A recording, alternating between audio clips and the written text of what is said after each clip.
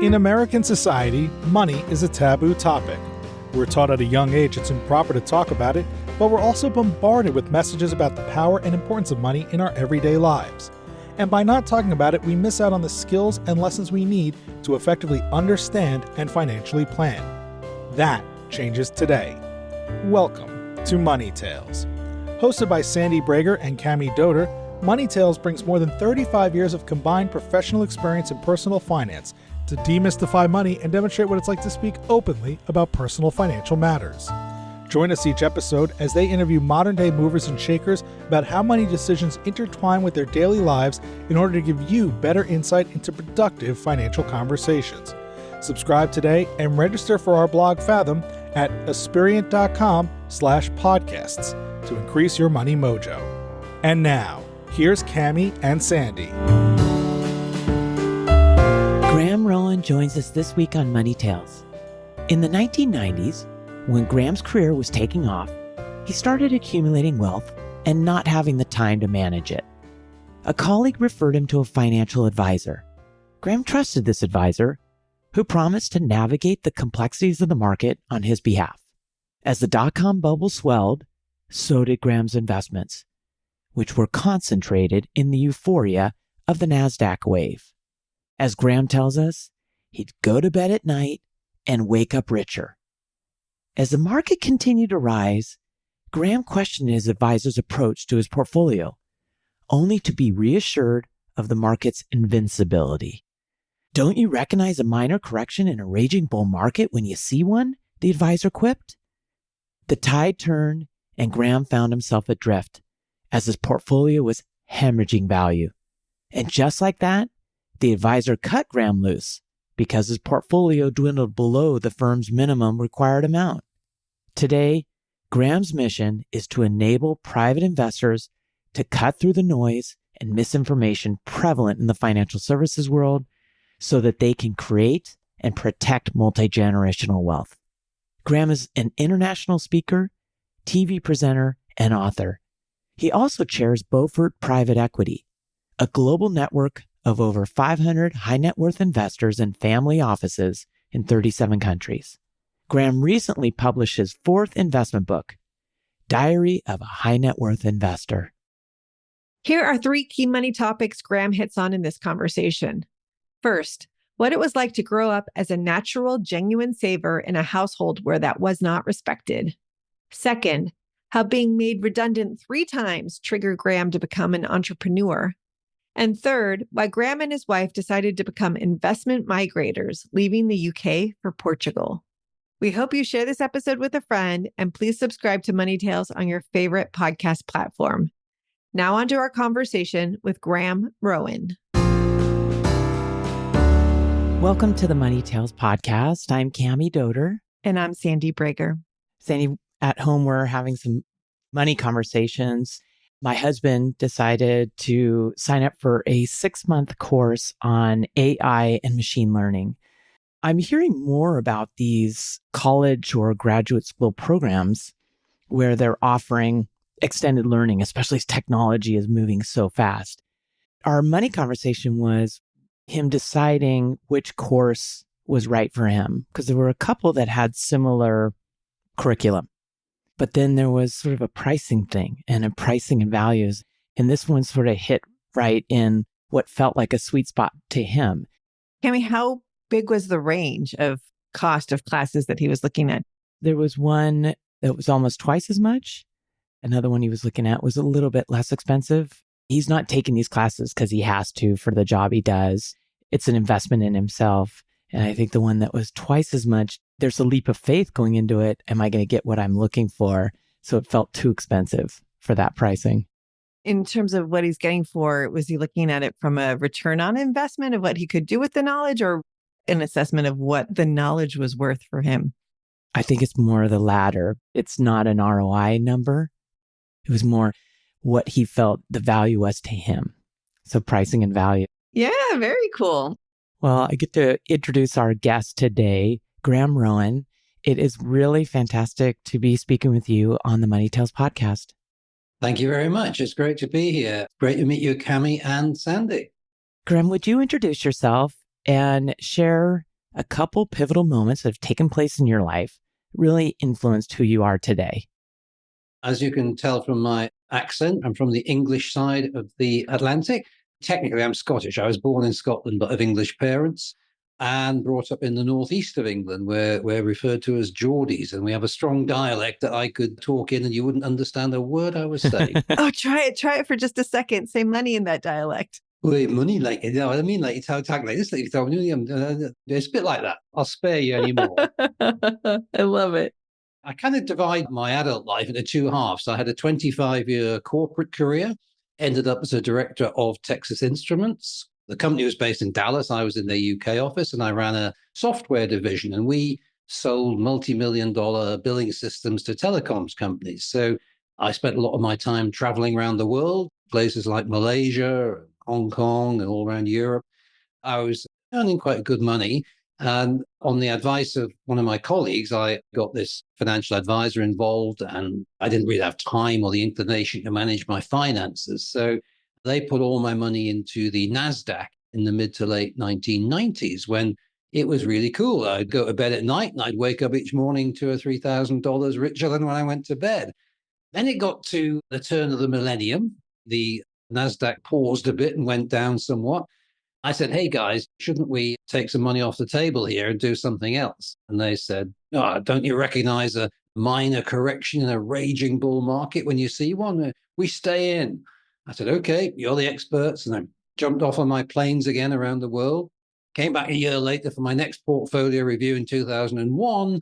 And the portfolio had lost £162,000 in that 12 months. That was bad. And then they took me into a room and said, unfortunately, Mr. Rowan, these losses take your net worth below the level at which we look after clients. So we're going to have to let you go. They fired you after this. Wow. Oh, what an insult. I went back to my wife, Daphne, and said, A, we've lost a load of money, and B, I've just been fired by my own wealth manager. That was a pivotal moment. That was when I decided that I needed to take real control of my finances, because I hadn't just delegated to these guys. I frankly had abdicated it because I was too busy and I should have been on top of it more. So that was the first lesson in life. I worked in the technology sector, as did my wife, and she was the European managing director for a Utah-based company that did special effects in computer games and in the movies. The trouble is we were both traveling a lot. Our courtship took place in the departure lounge of Heathrow Airport. But eventually we got married, and we both got made redundant 3 times over, I think, a 6 or 7 year period from technology directorships. And at that point, we said, that's enough of that. We're going to stop trying to climb the greasy corporate pole. We're going to have our own business. We took that decision. That's 20 years ago. So I had a 25-year corporate career. I've now been an entrepreneur and business owner for 20 years. So that was kind of the second real key point in my life, I think, and never looked back, wished we'd done it sooner. I'm sure you hear that so many times from entrepreneurs and business owners, but A, not having a boss, B, not having the politics. But of course, with that comes the fact that the buck stops here. And one minute you're strategizing, the next minute you're taking out the trash. That's what happens when you become a solopreneur. So those have been the 2 key pivotal moments for me. Certainly, I think both are relevant to my financial journey. Absolutely. Graham, tell us, when you were growing up, what is an earliest money memory that you had that really impacted you? I suppose quite a negative one in a sense. I seem to have a natural ability to want to save, even from my pocket money.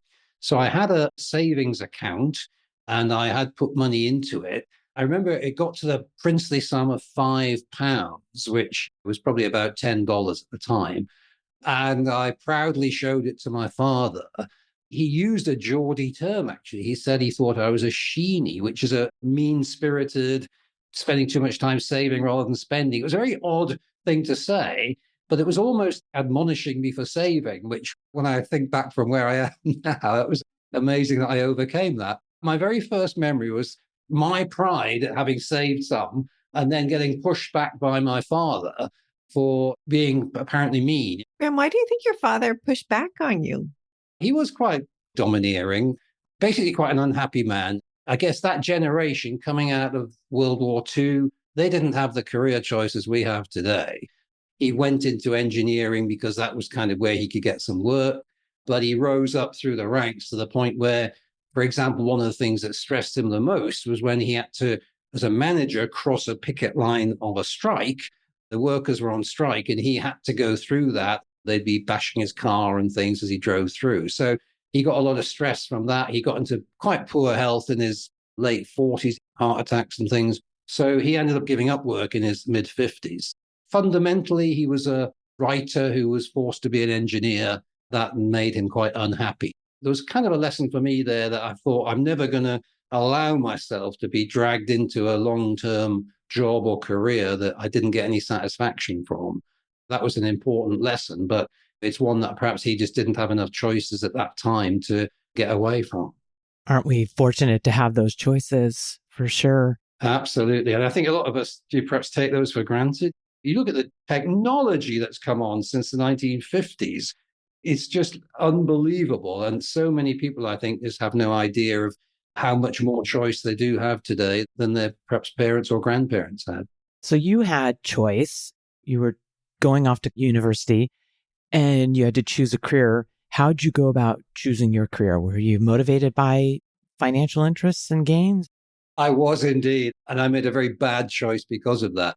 I had a couple of uncles who were actually very successful. One ran a car garage business. The other was a lawyer, a solicitor. I went for a week of kind of work experience with the solicitor when I was 17, I think, about to kind of think of university choices. Don't forget, this is Northeast England in the 1970s. He drove a Cadillac Fleetwood. It was so wide, it took up the entire street. He smoked Samarit's menthol cigarettes with a gold band around. He wore very expensive suits. He appeared in court. So he was kind of like a cross between a barrister and a solicitor. So he would actually be standing up in court, very grand, very good at what he did, hugely successful. So I thought, oh, yes, I quite like that lifestyle, big house, fancy cars. So that made me think I'll go into the law myself. I went to university to study law and it bored the pants off me. Jurisprudence and Rex versus Smith, 1927. I only stood for one term. And I dropped out of university and the family didn't like that. I was supposed to be the knight in shining armor that was going to go into the family law firm. And so I dropped out of that. And shortly after that, got a job with a photography studio. And I ended up eventually becoming a manager and then a director of that and building it up to a chain of 3 or 4 branches. By the time I was 19, I was a director of a company and a shareholder while my friends were all still at university. And although I wasn't making a lot of money, I felt much happier doing that because it was genuinely something I enjoyed, being in business and so on. That was quite a tough time in the northeast of England, the late 70s, early 80s. There was a recession going on.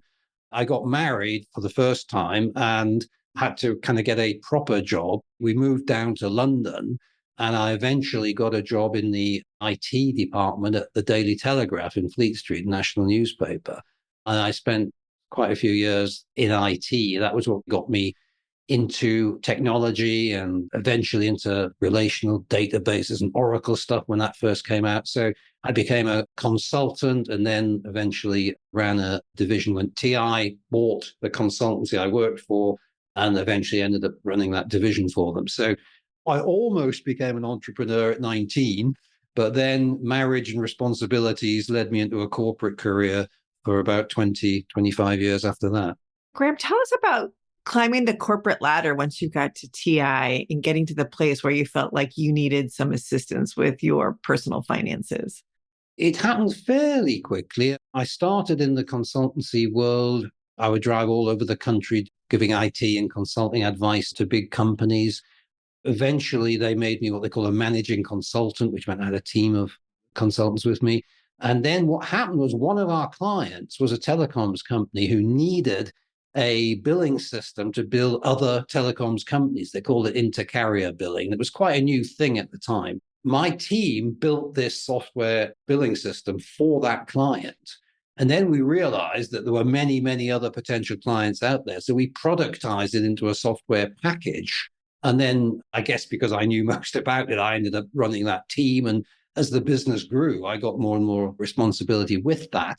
And because I was on a commission package for the sales, these tend to be multi-million sales, but they would take quite a long time. I was making really good money in the 1990s, multiple six-figure incomes. And that's when I realized it was pointless having it sitting in the bank.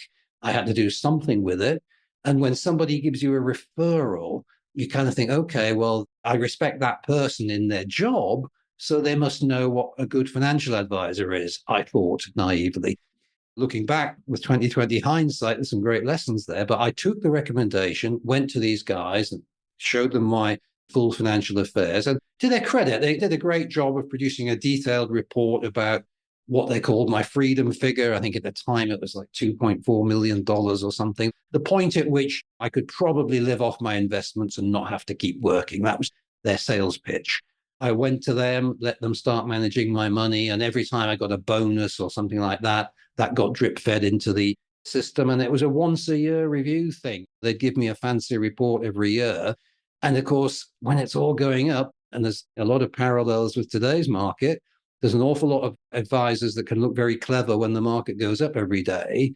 Then you have something like the pandemic or whatever, and suddenly it will change. But it looked okay for a few years, and I complacently let that continue until it no longer continued. And whilst the millennium was a success in terms of planes not falling out of the sky and all the things we worried about in 1999, clearly there was a sea change in the technology stocks market. The NASDAQ took a long time to get back to its peak. So there's an awful lot of lessons buried in that experience across those few years. So many lessons. Your gut was to question that, and you went back to the advisors and said, hey, shouldn't we change things?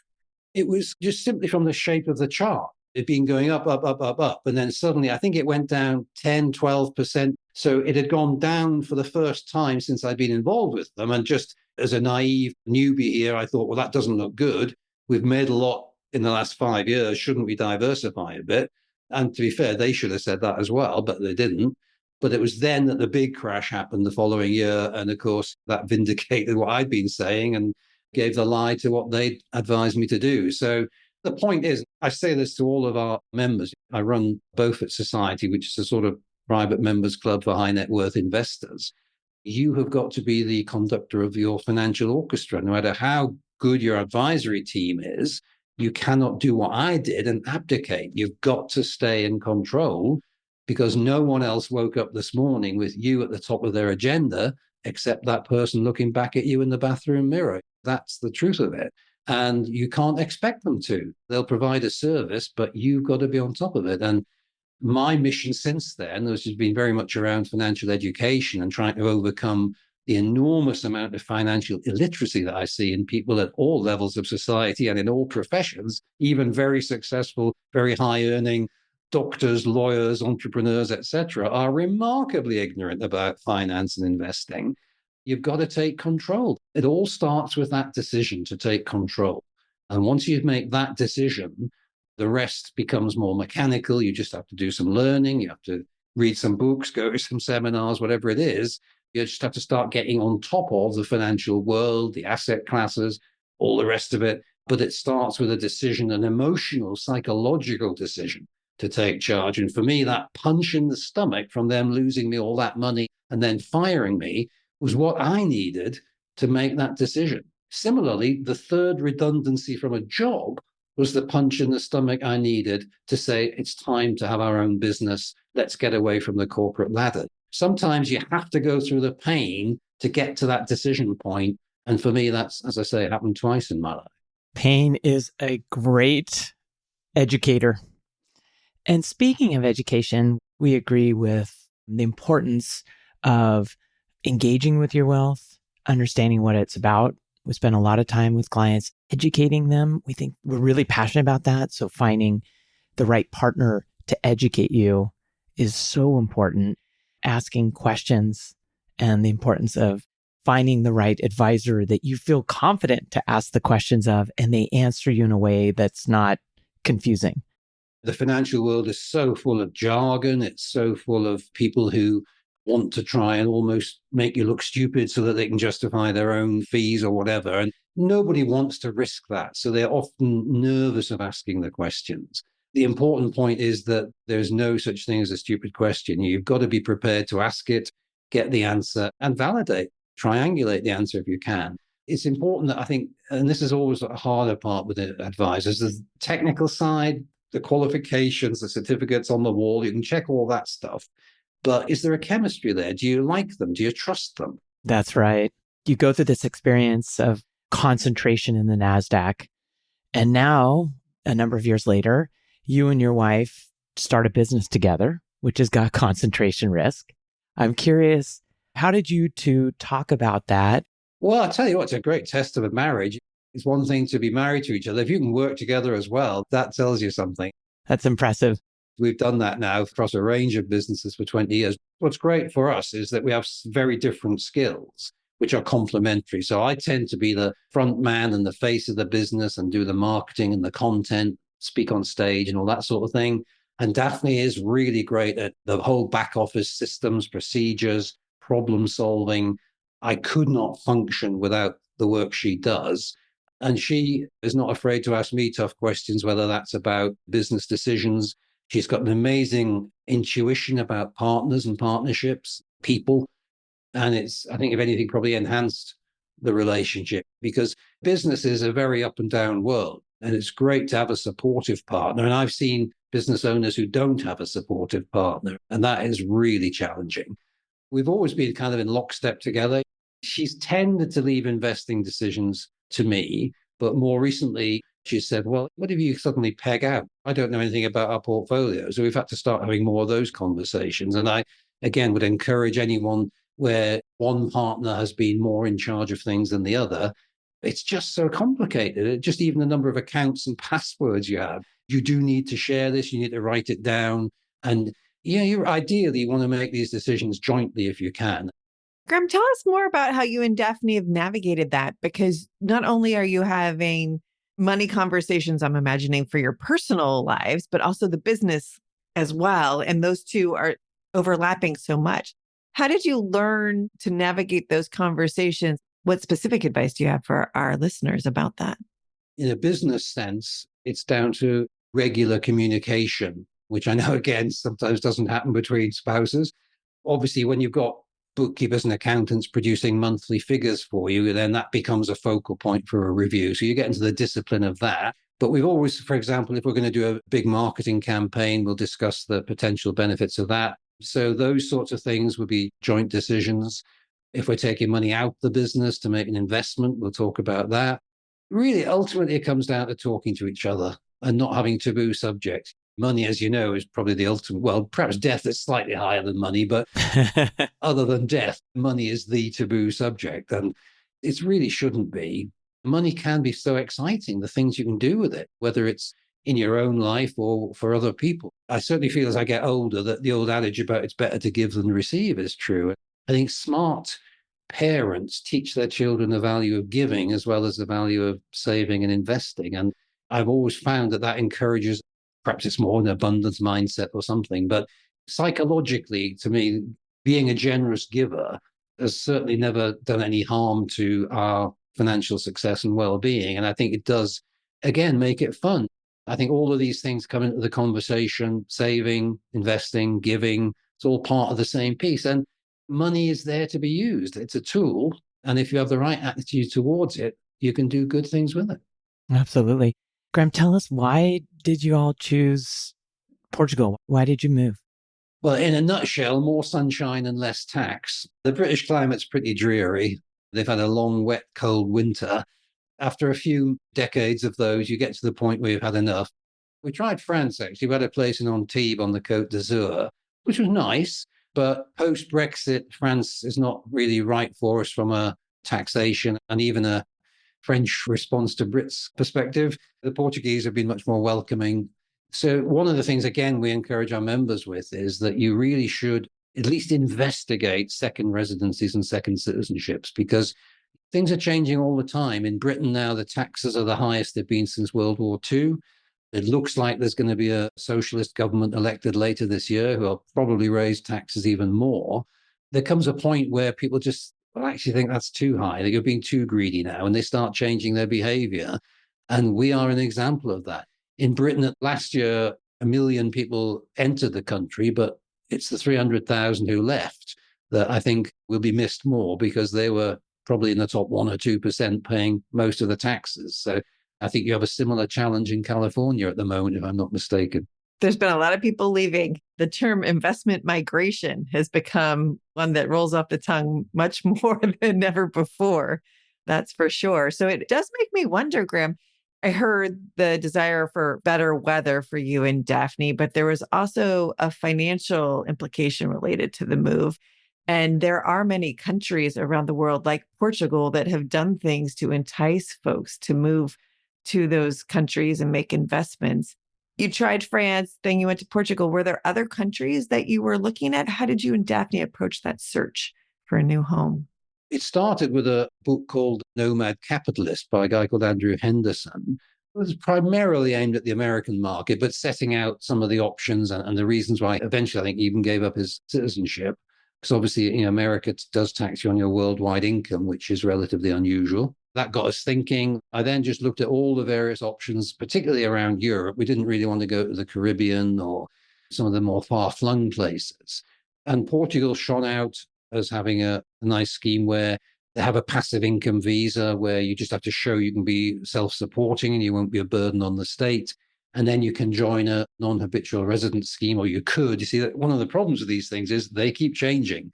The thing that brought us to Portugal is no longer available to anyone else that would want to come today. So you have to be on top of these things and see what's currently available. But for us, it was the fact that we could still run our company out of the UK, but be based here in a much more favorable tax environment and have the pleasure of the climate and lifestyle that made the perfect combination. But we had looked elsewhere.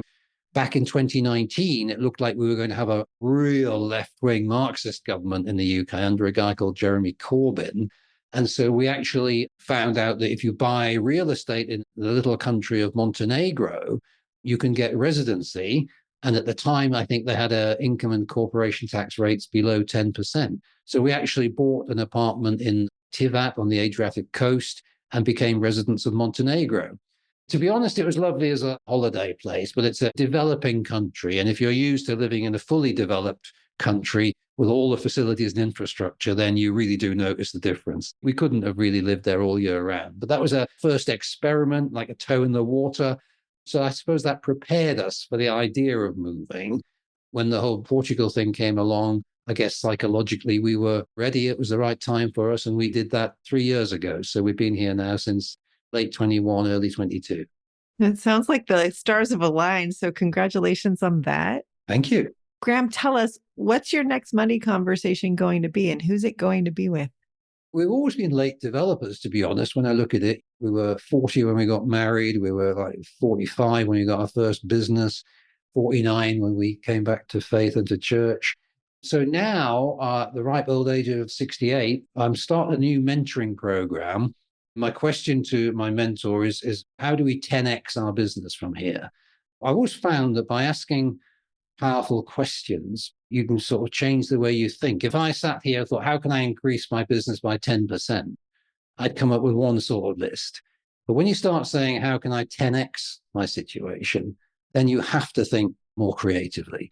Once you start going through that conversation, you realize you're going to have to partner with other organizations. You're going to have to spread geographically. So we're now doing a world tour this year. So I'm speaking at events this year in Dubai, Singapore, Istanbul, Zurich, Riyadh, Wiesbaden. For me, I think the answer to my own question is that we have to focus on this niche of next-gen family offices globally. That plus some kind of joint and co-investment partners is how we'll find the bigger projects that will enable us to 10x our private equity business. Graham, that's so exciting. And I love this encouragement to have powerful questions, these 10x conversations, because it does take your brain to a whole different area. And I would encourage people to use coaches and mentors. You need someone to bounce this off. You need someone to challenge you. You need some accountability. I'm such a fan of that. Graham, I'm glad you underscored the importance of getting a partner in that you don't have to be at your peak level, then you hire the coach. It's steps along the way, coaches and mentors can be really powerful. Thank you for telling your story on Money Tales. Tell us, where is the best place digitally for our listeners to find you? Our website, which is beaufortprivateequity.com, or you can find me on LinkedIn. Just search Graham Rowan on LinkedIn, and it'd be great to connect with people. Thanks, Graham. We really appreciate you joining us. Thank you again. Thanks for having me. It's been really great fun.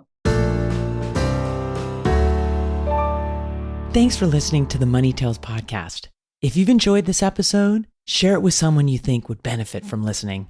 And leave us a review on your favorite podcasting platform. Your ratings and reviews help more people find our podcast. If you're inspired to gain clarity and peace of mind about financial matters, don't hesitate to reach out to our team at Asperient.